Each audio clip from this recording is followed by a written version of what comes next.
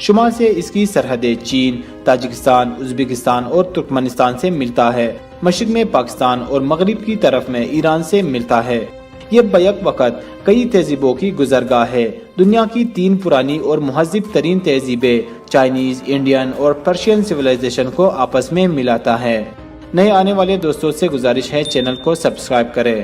افغانستان میں کئی نسل کے لوگ آباد ہیں۔ ملک کے تقریباً 40% آبادی پشتونوں پر مشتمل ہے، جو کہ مشرقی اور جنوبی افغانستان میں آباد ہے۔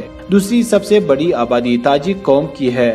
تاجک دری فارسی بولنے والی ایرانیوں نسل ہے، جو کہ ہزاروں برس پہلے ایران سے ہجرت کر کے افغانستان میں آ کر آباد ہوئے۔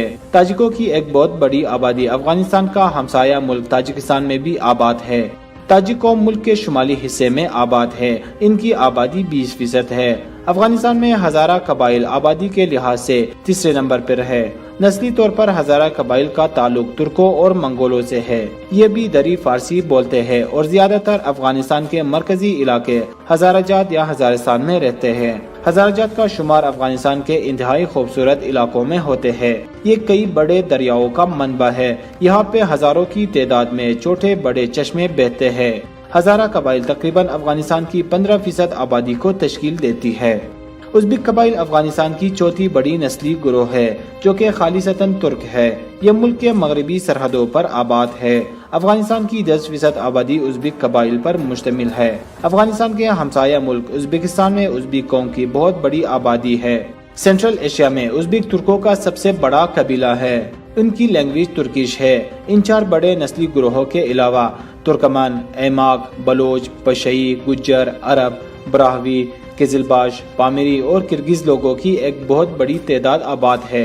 ملک کے تقریباً 20% لوگ شیعہ مکتب فکر سے تعلق رکھتے ہیں، جو کہ زیادہ تر ہزارہ قبائل پر مشتمل ہے۔ کابل، قندھار، مزار شریف، ہرات اور جلال آباد کا شمار افغانستان کے بڑے اور اہم ترین شہروں میں ہوتا ہے۔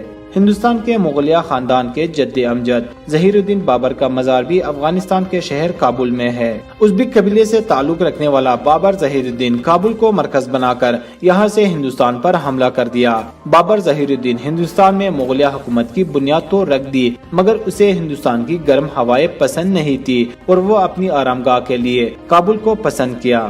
ہزاروں برس پہلے افغانستان آرائیوں کا مرکز تھا۔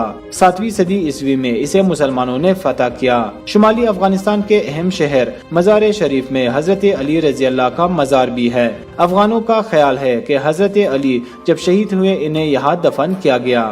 11ویں صدی عیسوی میں عظیم ترک فاتح سلطان محمود غزنوی افغانستان کے شہر غزنی کو مرکز بنا کر تاریخی انسانی کی ایک عظیم سلطنت کی بنیاد رکھ دی۔ یہاں سے محمود غزنوی نے ایشیا کے ایک بڑے حصے کو فتح کر دیا۔ سلطان محمود غزنوی کا مزار اب بھی غزنی شہر میں موجود ہے۔ 13ویں صدی عیسوی میں افغانستان منگول حملے کا نشانہ بنا۔ منگولوں کی بے رحم فوج خوارزم شاہ کے بادشاہ جلال الدین کا پیچھا کرتا ہوا افغانستان میں داخل ہوا۔ منگول فوج افغانستان کے کئی شہروں کو تہو بالا کر دیا۔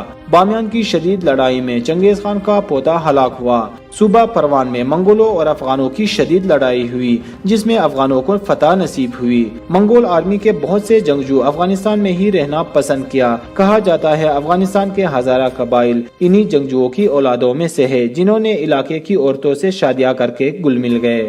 ہرات کا یہ مشہور اور بے حد خوبصورت قلعہ 330 قبل مسیح کا ہے۔ جب سکندر اعظم اور اس کی فوج افغانستان پہنچے تو یہ قلعہ تعمیر کیا گیا۔ پچھلے 2000 سالوں میں کئی سلطنتوں نے اسے ہیڈ کوارٹر کے طور پر استعمال کیا اور صدیوں کے دوران اسے کئی مرتبہ تباہ اور دوبارہ تعمیر کیا گیا۔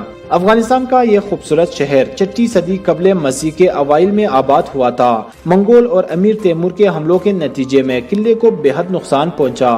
18ویں صدی میں دورانیوں نے اسے رہائش گاہ، خزانہ، جیل خانہ اور ہتھیاروں کے طور پر استعمال کیا۔ بامیان کے ان 2 عظیم مجسمے 6 صدی عیسوی کے ویرا کا بدھ اور گوتم بدھ کے یادگار کے طور پر بنائے گئے تھے۔ ان دیو ہیکل مجسموں کو سن 2001 میں طالبان نے بارود سے اڑایا تھا۔ وادی بامیان میں اب بھی ان مجسموں کے نشانات باقی ہے۔ ان مجسموں کو چٹانوں سے براہ راست تراش کی گئی تھی۔ بتوں کے ارد گرد متعدد گفا اور سطحیں ہیں جو پینٹنگ سے سجی ہوئی ہیں۔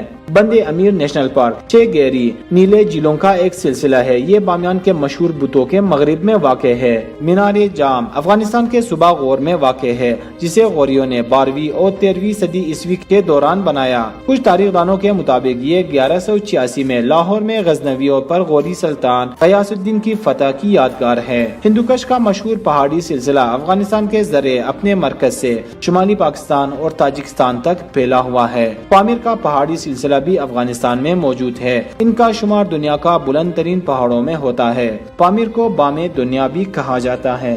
افغانستان ایک طویل عرصے تک بہت سے فارسی سلطنتوں کا حصہ تھا۔ جب صفوی خاندان فارس موجودہ ایران میں قائم ہوا تو افغانستان کا کچھ حصے پر ساسانیوں نے حکومت کی۔ افغانستان میں رہنے والے اکثر قبیلے جنگجوؤں اور فاتحین کی اولادوں میں سے ہیں، جنہوں نے اس علاقے کو نہ صرف فتح کیا بلکہ یہاں مستقل طور پر آباد بھی ہوئے۔